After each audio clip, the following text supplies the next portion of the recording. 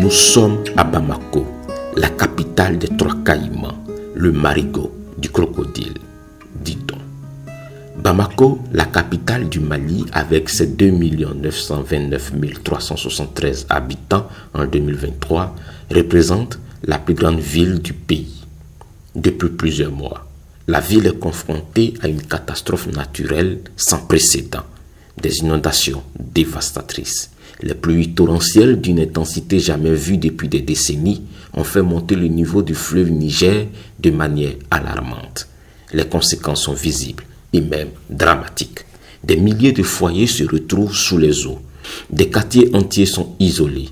Les infrastructures sont endommagées et même certaines activités paralysées. Les écoles, certains hôpitaux et marchés ont été contraints de fermer. Face à cette situation, les experts pointent du doigt plusieurs facteurs. Les variabilités climatiques qui se manifestent par des phénomènes météorologiques extrêmes de plus en plus fréquents, mais aussi l'urbanisation galopante de Bamako qui a entraîné une occupation illégale des zones inondables. Était-il possible de prévoir une telle catastrophe? Les services météorologiques avaient-ils émis des alertes suffisamment précoces? Les autorités ont-elles mis en place des mesures de prévention adéquates? Autant de questions qui méritent d'être posées. Face à cette situation, nous avons décidé de trouver des réponses en allant vers des experts.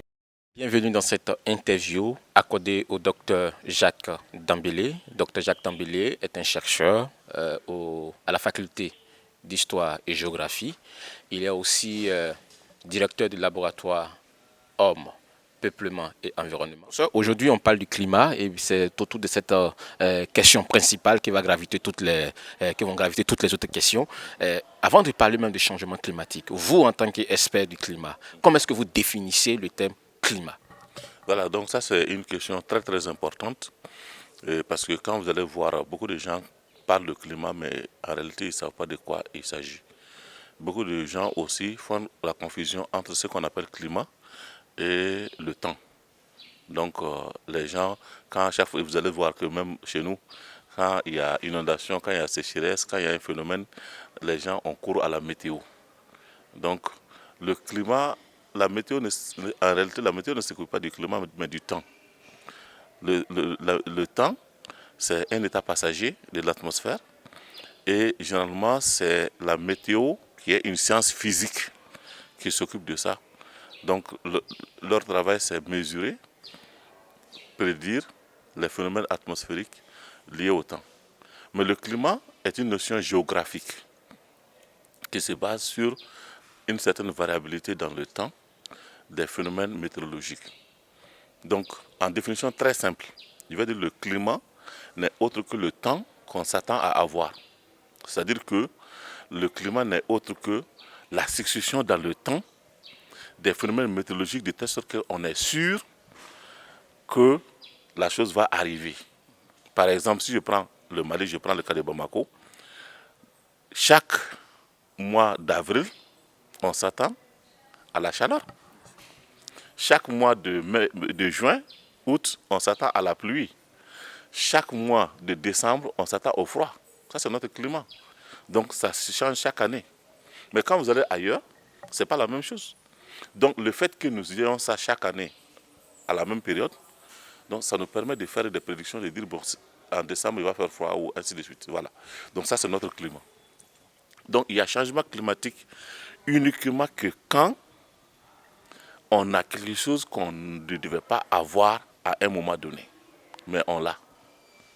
Par exemple, au mois d'avril, au lieu d'avoir chaud, on a froid. Ou encore au mois d'août, au lieu d'avoir la pluie, on a la sécheresse. Est-ce que le Mali a déjà connu cette période-là, je pense? Bien sûr, bien sûr. Le Mali a connu des changements climatiques importants. Parce que nous travaillons, moi je travaille sur 2,6 millions d'années.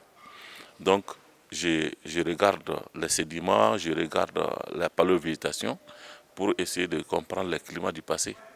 Donc quand vous prenez cette période-là, il y a eu au total à peu près 103 changements climatiques. Où? Dans le monde entier. Et chaque fois qu'il y a un changement climatique, le Mali aussi, étant dans ce système-là, le Mali a aussi des retombées. Mais il faudrait dire quelque chose aussi aux gens, que les gens comprennent. La chaleur est un élément qui est constant dans notre climat. C'est-à-dire nous, en Afrique, et surtout dans la zone intertropicale, nous, les températures sont toujours élevées. Mais s'il y a changement climatique, on ne le voit pas dans la température chez nous, on le voit beaucoup plus dans la pluviométrie, la quantité de pluie qui tombe. Voilà, donc, et maintenant, chaque année, il ne pleut pas de la même manière. Donc, on peut être sous le même climat. C'est-à-dire que notre saison de pluie est toujours de mai à octobre, novembre, chaque année. Mais la quantité de pluie qui tombe va différer, sera différent. Par exemple, vous allez voir que l'année dernière, il n'a pas beaucoup plu comme cette année. L'année prochaine, peut-être ça va être moins, peut-être ça va être plus. Donc c'est ce qu'on appelle la variabilité pluviométrique. Et cette variabilité-là se passe à l'intérieur du même type de climat. Et quand il y a changement climatique, on ne parle plus de variabilité. C'est un climat qui remplace un autre. Donc pour vous, en ce moment précis du Mali, on ne peut pas parler de changement climatique. On ne peut pas parler de changement climatique. On peut parler uniquement de variabilité climatique. Le climat que nous avons à Bamako, au Mali, c'est un climat qui existe depuis 11 700 ans. Ce climat-là a commencé depuis 11 700 ans et on est dans ce climat-là jusqu'à aujourd'hui. Le réchauffement qu'on a, c'est depuis cette période-là jusqu'à aujourd'hui. Mais à l'intérieur, il y a eu des périodes de sécheresse et des périodes d'humidité. C'est-à-dire qu'il y a eu une variabilité pluviométrique. Ça, c'est important qu'il faut noter. Et aujourd'hui, par exemple, la pluie au Mali a fait d'énormes dégâts. Et vous dites que il n'y a pas de changement climatique. Pourtant, des experts accusent le changement climatique. Quelle réponse vous leur donnez en fait? Parce que nous, on veut vraiment comprendre. On est un peu divisé entre vous, les experts, qui d'autres défendent bec et ongle le changement climatique. Vous, on est un peu dans. On peut vous classer. Est-ce qu'on peut vous classer dans le cas des gens qui sont appelés les climato-sceptiques? Parce que là, on est un peu confus. Non, en fait, je comprends. Parce que quand on parle de réchauffement climatique aujourd'hui, c'est un sujet de débat et entre spécialistes. Mais généralement, ceux qui font le débat, ce sont des gens des sciences humaines et sociales qui se sont retrouvés en plein dans les changements climatiques, mais qui étudient les impacts. Vous avez vu qu'il y a tout un ensemble de sciences maintenant qui sont connectées au changement climatique, même économique du changement climatique, et ainsi de suite. C'est-à-dire que ce sont des sciences connexes qui n'ont rien à voir avec le climat, mais qui sont retrouvées à s'enrichir avec cette notion de changement climatique-là. C'est eux qui défendent. Mais tous chercheurs sérieux qui travaillent réellement sur le climat, comme nous, c'est-à-dire ceux qui font la climatologie ou ceux qui font la paléoclimatologie, c'est-à-dire les géologues, les géographes, nous sommes tous d'accord que ce que nous voyons, c'est la variabilité. Parce qu'on a vu pire dans le passé et on a vu les vrais changements climatiques. Par exemple, Bamako, que vous voyez, Bamako a l'habitude d'être un désert. On a trouvé des sédiments désertiques, des sédiments éoliens désertiques à Bamako. Bon, ça, on ne vous comprend pas parce que nous, on sait que Bamako se trouve dans une zone où on dit vraiment il y a beaucoup de forêts. Quand vous dites que Bamako a été toujours désertique alors que nous, on voit beaucoup de trucs. J'ai dit Bamako a l'habitude, dans le passé, d'être désertique. Je vais vous expliquer comment notre climat fonctionne en réalité. Quand vous prenez le climat de l'Afrique de l'Ouest, c'est un climat de mousson. C'est-à-dire que le climat de l'Afrique de l'Ouest est lié à la rencontre de deux grands vents. Un vent qui vient du sud qu'on appelle la mousson et un vent qui vient du nord qu'on appelle l'harmattan. C'est quand ces deux vents se rencontrent que le vent qui vient du sud là, qui est chaud et léger, monte, riche en vapeur d'eau. C'est ce qui fait qu'il pleut ici. Et ce phénomène-là, il est connu. Et ce front aussi est connu, on l'appelle le front intertropical. Donc on appelle même la zone où ce front-là se promène, on l'appelle la zone de convergence intertropicale. Donc, pour qu'il pleuve chez nous, il faut qu'il y ait l'évaporation au niveau de l'océan Atlantique qui enrichit cette mousson-là et la mousson arrive chez nous. Mais malheureusement, les années où l'évaporation est faible, la quantité de vapeur d'eau qui est fournie à la mousson est faible. Donc la mousson ne peut pas apporter une quantité importante de pluie chez nous. Mais les années où il fait chaud et l'évaporation est élevée, la mousson apporte une quantité énorme de vapeur d'eau. En ce moment, la mousson est riche dans le temps et dans l'espace, parce que la mousson en ce moment peut monter jusqu'au nord du Sahara.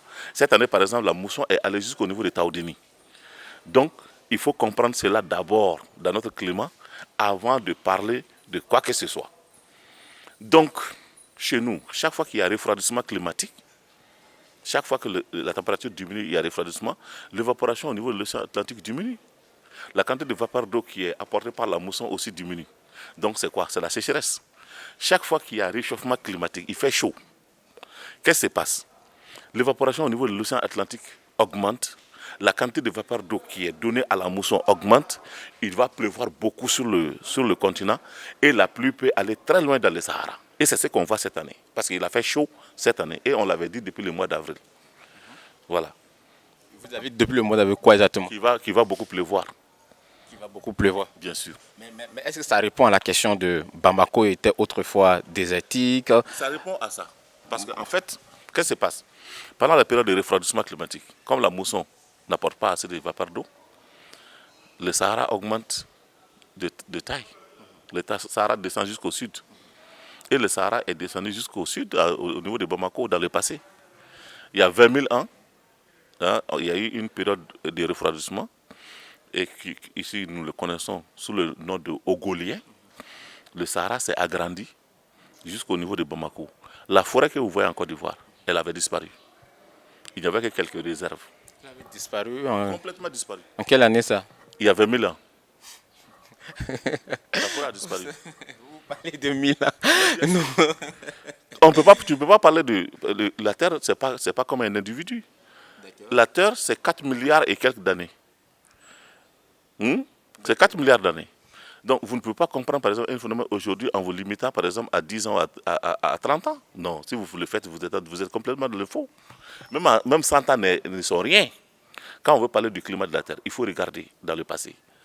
Sur 4 milliards d'années, si vous regardez que 100 ans, vous n'avez rien fait. D'accord. Nous allons parler un peu du Mali, plus particulièrement. Aujourd'hui, il y a ce qu'on appelle le programme La Grande Muraille Verte. Ce programme vise vraiment à stopper l'avancée du désert dans le pays. Et je crois qu'il y a plusieurs pays qui sont dans cette bande sahélienne-là qui ont souscrit à ce programme-là, le Burkina Faso, etc., pour ce programme La Grande Muraille Verte, pour arrêter un peu l'avancée de la sécheresse. Est-ce que vous pensez réellement qu'il y a la sécheresse au Mali, vous qui êtes un expert du climat? Oui, mais quand ils vont faire la muraille verte, là, ils vont arroser avec quoi? Ah oui, c'est à vous de me répondre, c'est vous l'expert. Mais où est-ce qu'ils vont avoir l'eau pour l'arroser? En fait, le fait que le Sahara s'agrandisse, le Sahara diminue de taille, est naturel. Chaque fois que l'humidité s'installe pour une période assez importante, le Sahara diminue de taille. Et il y a même un moment où le Sahara était devenu une savane.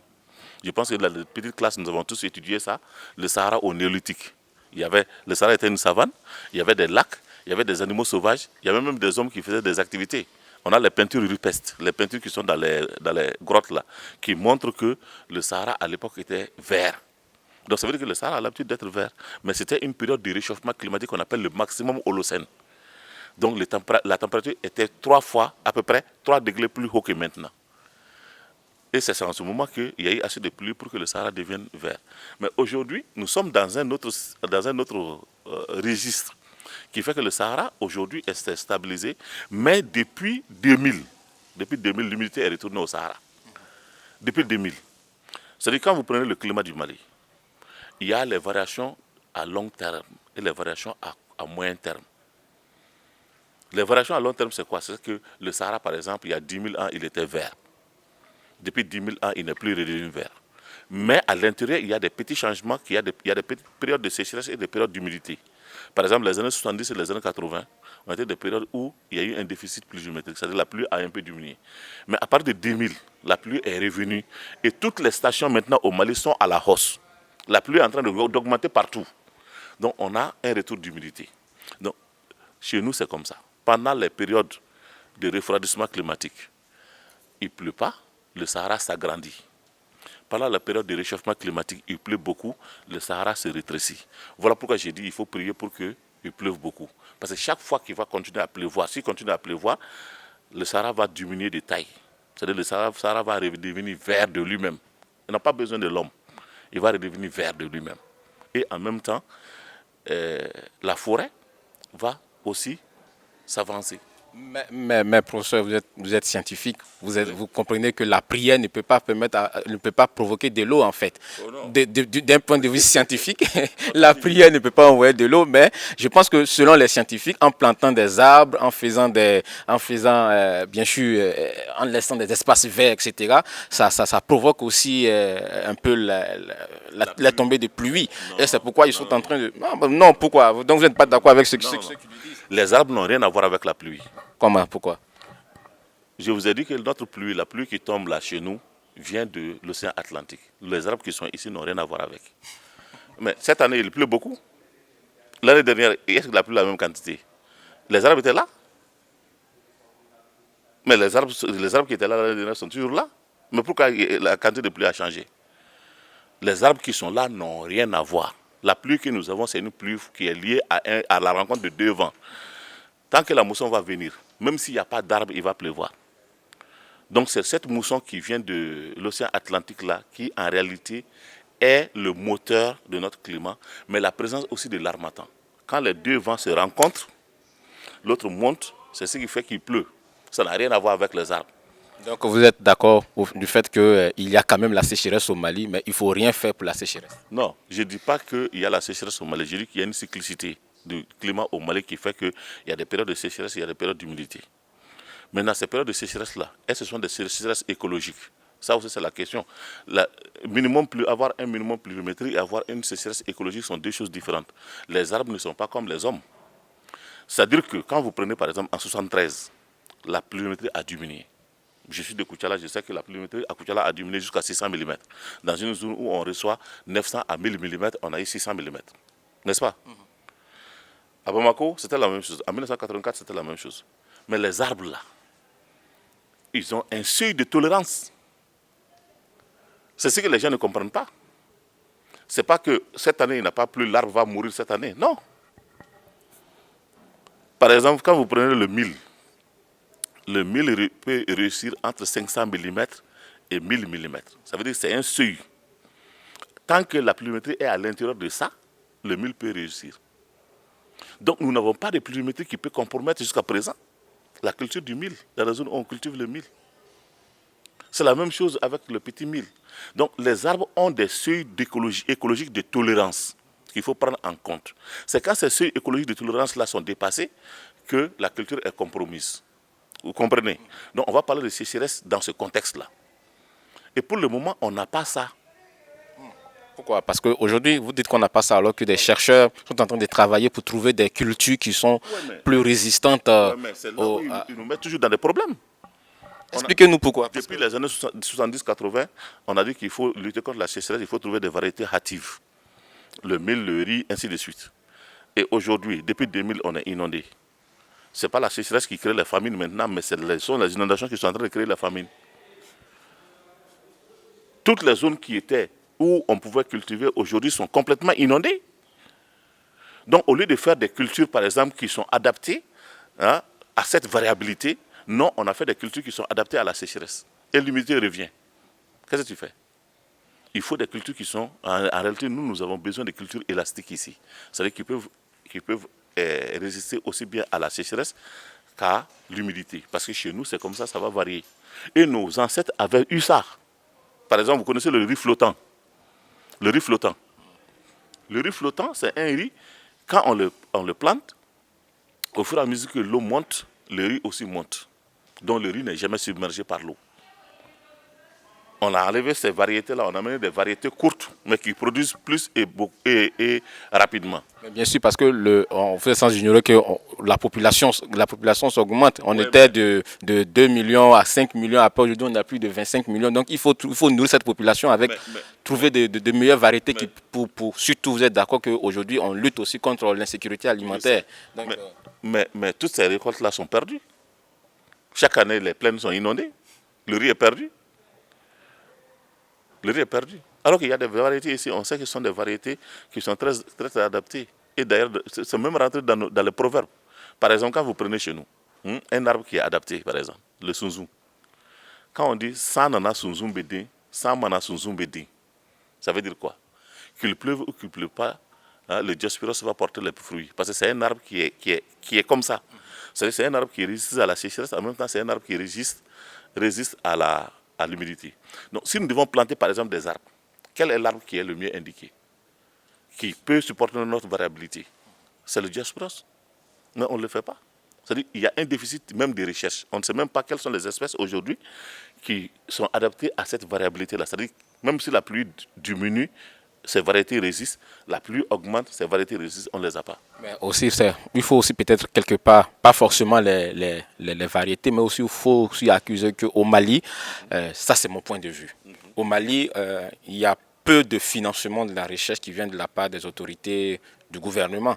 Donc, il ne faut pas toujours peut-être accuser la recherche qui elle aussi répond à ceux qui financent en fait, puisque des gens de l'extérieur financent et ils veulent une variété comme ça, pour ça. Voilà. Donc, vous confirmez ce que j'ai dit. Quand j'ai dit qu'il n'y a pas de recherche, je ne parle pas du fait que l'État ne finance pas, mais je dis seulement que les actions de recherche ne sont pas menées de façon générale. Voilà. Mais pour ce que vous avez dit, je suis entièrement d'accord avec vous. Toutes les variétés qu'on a, tout ce qu'on a fait comme recherche agricole, tout ça là, tout a été financé de l'extérieur. C'est-à-dire que les gens amènent leurs fonds, ils disent qu'il faut faire la recherche en fonction de ça et on le fait. Et non, je ne suis pas peut-être d'accord avec vous quand vous dites tout a été financé de l'extérieur, parce qu'il y a le programme, FCRIT qui finance aujourd'hui beaucoup quand même de trucs. Et vous-même, vous avez peut-être bénéficié de ce programme. Je n'ai pas bénéficié. Le programme FCRIT, ça c'est à côté, il y a quelques années, mais avant, depuis les années 70-80. Tout ce qu'on a fait comme recherche, ce sont des financements extérieurs. Et aujourd'hui, hein, si on doit retourner à ça, on doit revoir tout ça. Donc il faut quand même une formation. Parce qu'aujourd'hui, quand on veut faire la paléoclimatologie au Mali, mais il faut former. On est en train de former. Mais les étudiants qui sont en train de former aujourd'hui, ils sont au niveau master. Donc il faut qu'ils arrivent à faire le doctorat et tout ça. Ici, il n'y a pas de recherche paléoclimatique. Nous sommes des caisses de résonance. C'est-à-dire que qu'est-ce que nous faisons? Nous ne faisons que reproduire ce que les autres disent ailleurs. En Europe, quand on dit changement climatique, tout le monde applaudit. On dit réchauffement climatique, tout le monde répète ici. Et les gens ne savent même pas ce qui est bon ou ce qui est mauvais pour nous. Entre un refroidissement climatique et un réchauffement climatique chez nous au Mali, moi j'ai choisi le réchauffement climatique. Parce que je sais que quand il y a réchauffement climatique, il pleut beaucoup. On peut gérer l'eau. Mais quand il y a refroidissement climatique, c'est la sécheresse. Comment on va gérer? Ce n'est pas parce que l'Europe a peur d'un réchauffement climatique.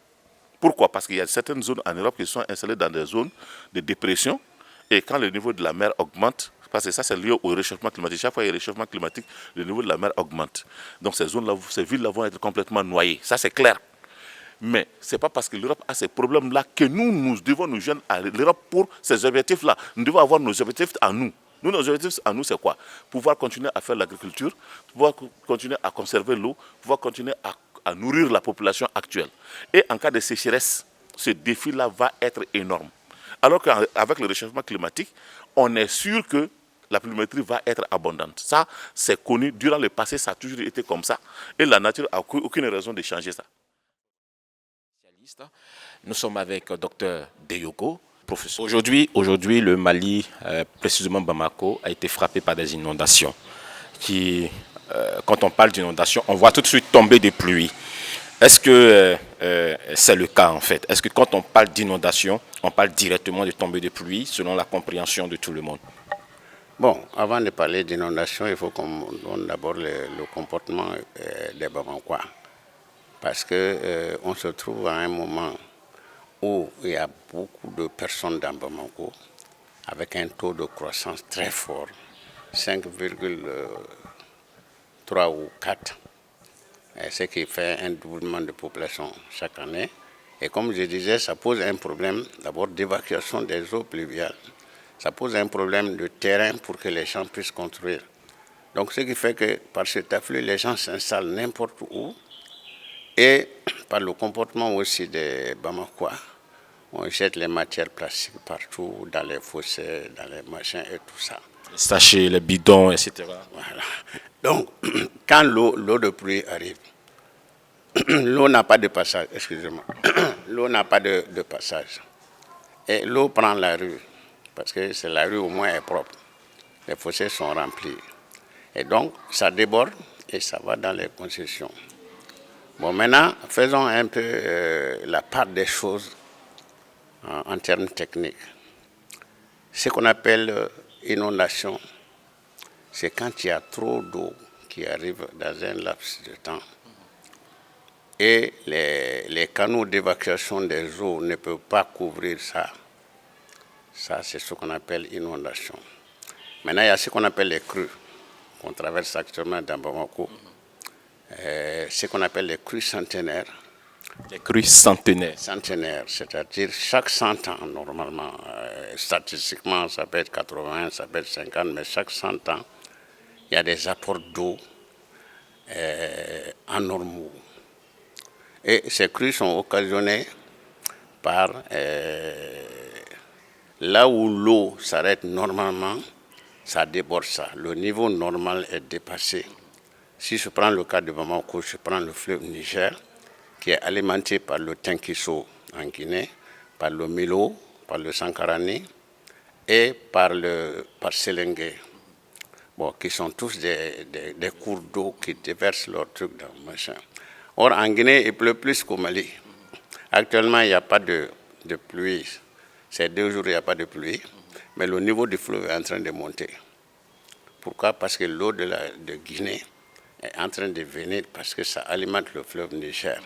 Donc, actuellement, comment on appelle ça, la cité du Niger, qui est confrontée justement à cette augmentation d'eau, est touchée.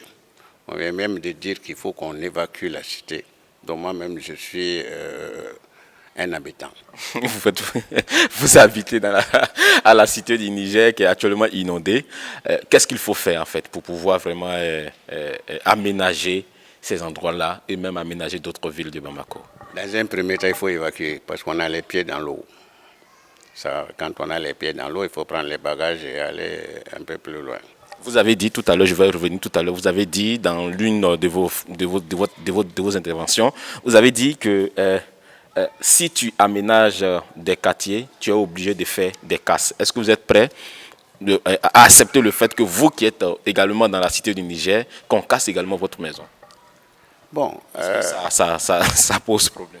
Ce n'est pas forcément qu'il faut casser. Mais si je prends le cas de la cité du Niger, ce n'est pas forcément qu'il faut casser les maisons. C'est de mettre les maisons au niveau des crues décennales.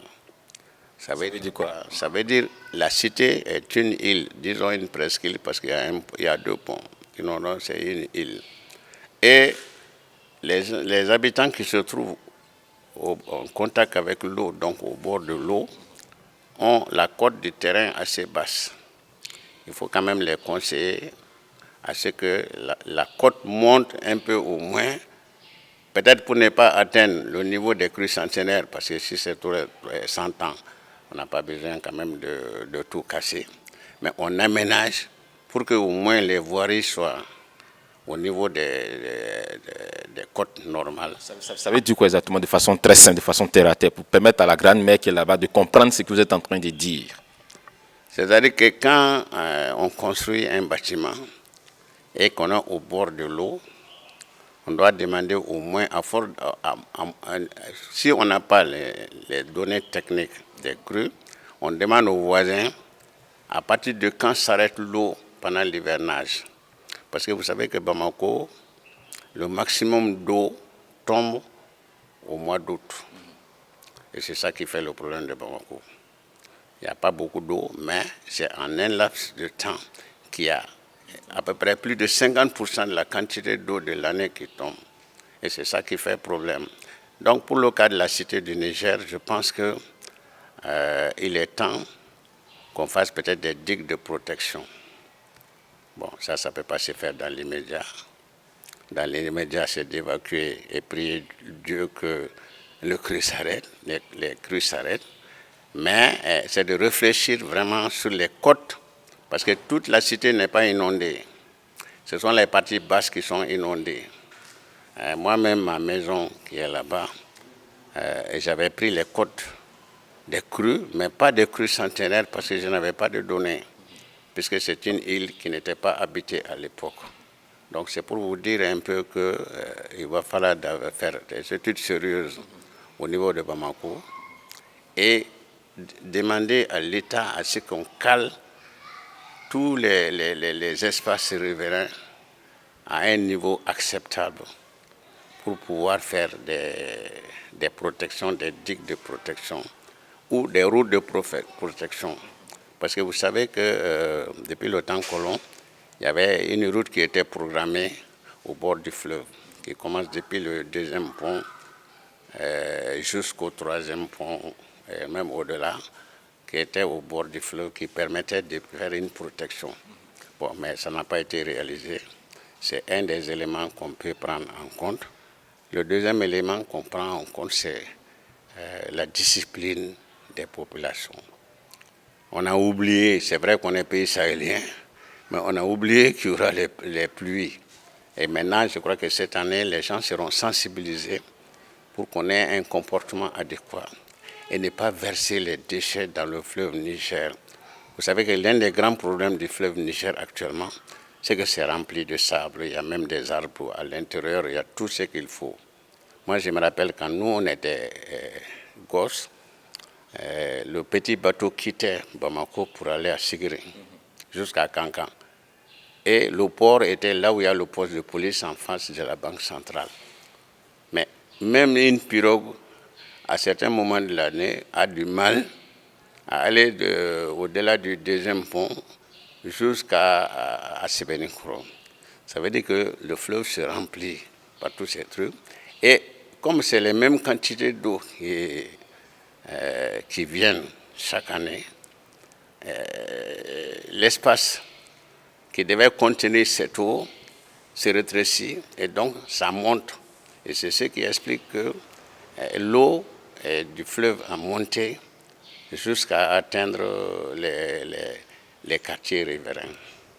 Donc il faut quand même, si je vais parler de propositions, de curer le fleuve et le rendre navigable.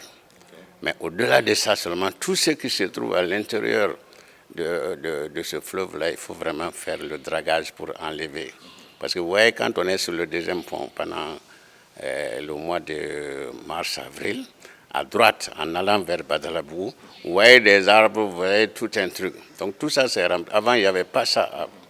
Donc c'est ça qui rétrécit l'espace du fleuve pour recevoir l'eau. Les rues de Bamako sont inondées de déchets, sont remplies de déchets. Et les caniveaux, on les voit, des bidons, des morceaux de chaussures, des ordures, des bois, des bouteilles, tout ça dans les rues.